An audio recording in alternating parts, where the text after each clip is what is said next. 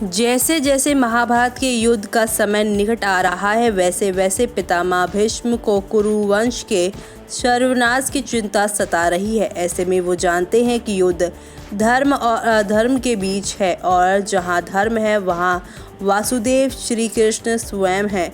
धर्म के कार्य में बाधा बनने वाले प्रत्येक रोड़े को वासुदेव रास्ते से हटा देते हैं।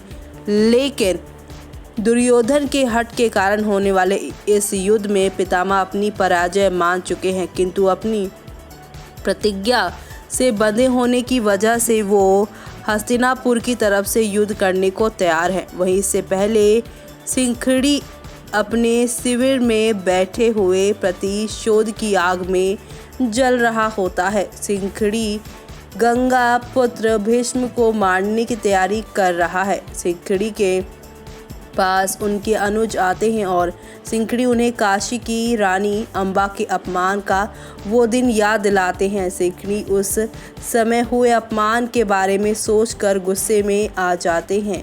सिंखड़ी गंगा पुत्र भीष्म को मारने की तैयारी कर रहा है। सिंखड़ी के दिल में पहले की आग जल रही है। सिंखड़ी को हर पल याद आता है जब गंगा पुत्र भीष्म ने पूर्व जन्म में कैसे भरी सभा में उसका और उसकी बहनों का अपमान करते हुए उन्हें हर लिया था।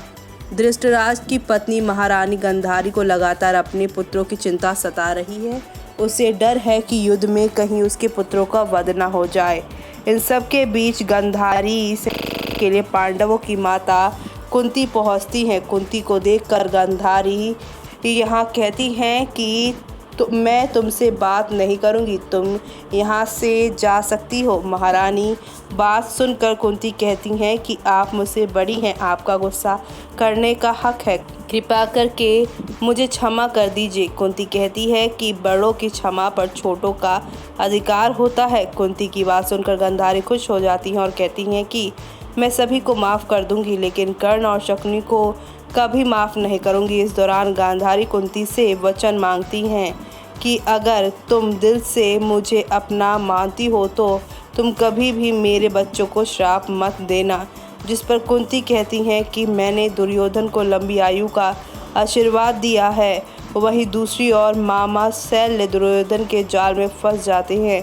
शैल्य युधिष्ठिर को बताने के लिए पहुंचते हैं कि अब दुर्योधन की तरफ से युद्ध लड़ेंगे। ऐसे में अब यहाँ पर ये देखना काफ़ी इम्पॉर्टेंट हो जाता है कि आगे कहानी कौन सा रुख लेती है। जी हाँ, सर्वराज भीष्म को रोकने की कोशिश करते हैं। भीष्म उन्हें तीर मारकर चित कर देते हैं। अम्बा भीष्म को बताती है कि मैं आपके आने से पहले सर्व को अपना पति मान चुकी थी, लेकिन भीष्म उनका हरण करके हस्तिनापुर ले आए। ऐसे में गंगा अम्बा को वापस भिजवाने के लिए कहती है। ऐसे में गंगा अम्बा को भिजवाने की बात तो कहती है, लेकिन सभा में अम्बा अपनी बात रखती है और कहती है कि मैं वापस नहीं जाऊंगी और भीष्म के गले में वरमाला डालूंगी।